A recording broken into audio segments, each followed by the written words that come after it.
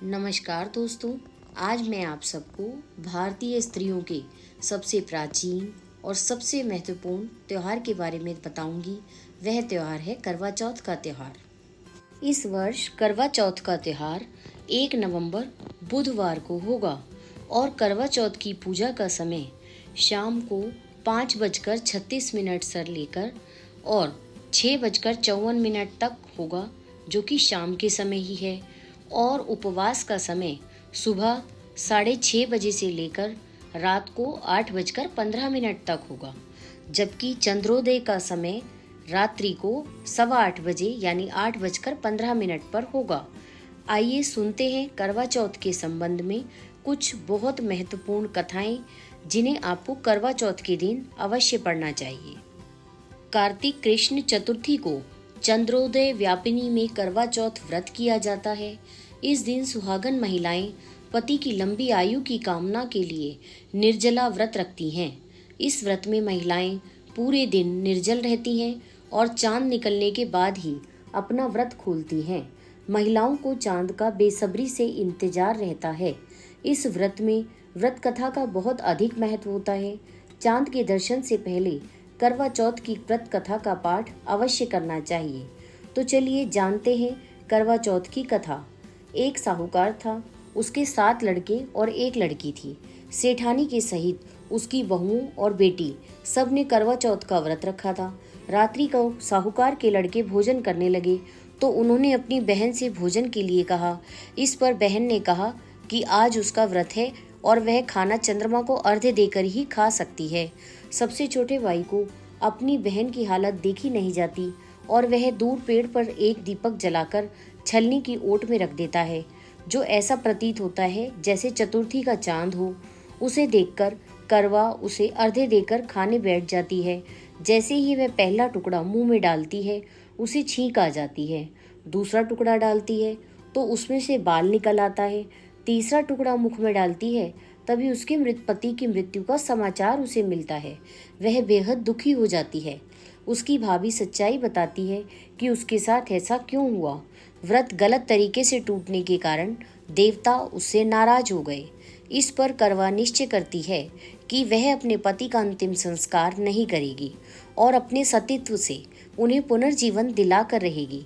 वह पूरे 1 साल तक अपने पति के शव के पास बैठी रहती है, उसकी देखभाल करती है, उसके ऊपर उगने वाली सुई नुमा घास को एकत्रित करती जाती है।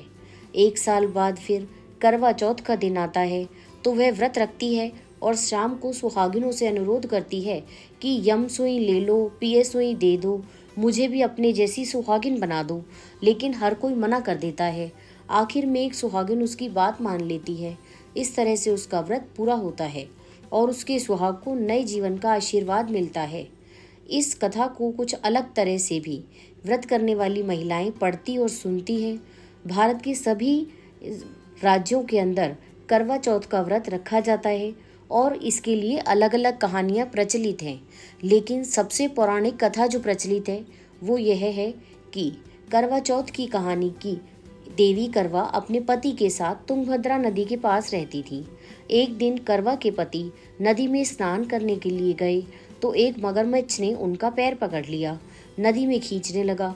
मृत्यु करीब देखकर करवा के पति करवा को पुकारने लगे। करवा दौड़कर नदी के पास पहुंची और अपने पति को मृत्यु के मुंह में मगर को ले जाते हुए देखा। करवा ने तुरंत एक कच्चा धागा लेकर मगरमच्छ को एक पेड़ से बांध दिया। करवा के सतीत्व के कारण मगरमच्छ कच्चे धागे में ऐसा बंधा कि टस से मस नहीं हो पा रहा था। करवा के पति और मगरमच्छ दोनों के प्राण संकट में फंसे थे। करवा ने यमराज को पुकारा और अपने पति को जीवन दान देने और मगरमच्छ को मृत्युदंड देने के लिए कहा। यमराज ने कहा, मैं ऐसा नहीं कर सकता क्योंकि अभी मगरमच्छ की आयु शेष है और तुम्हारे पति की आयु पूरी हो चुकी है। क्रोधित होकर करवा ने यमराज से कहा, अगर आपने ऐसा नहीं किया तो मैं आपको शाप दे दूंगी। सती के शाप से भयभीत होकर यमराज ने तुरंत मगरमच्छ को यमलोक भेज दिया और करवा के पति को जीवन दान दिया।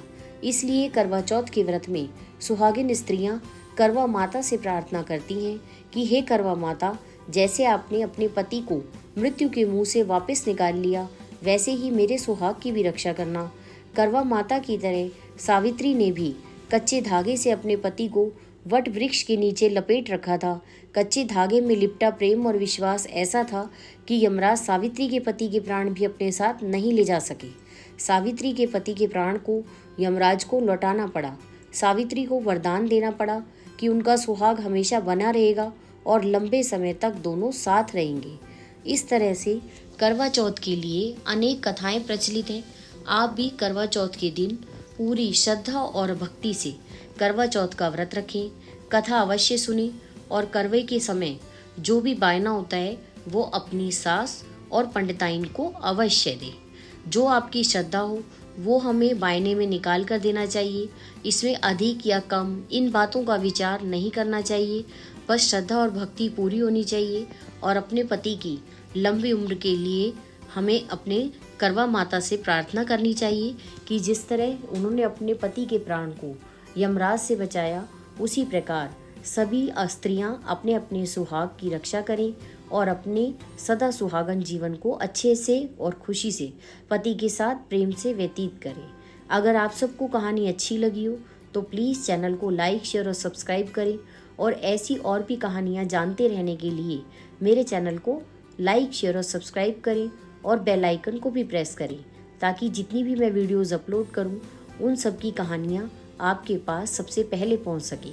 मैं इस चैनल पर तरह तरह की कहानियाँ प्रस्तुत करने की कोशिश करूंगी। आप सबका धन्यवाद मेरे चैनल में वीडियो को अंत तक देखने के लिए। धर्म और ज्ञान। Thank you.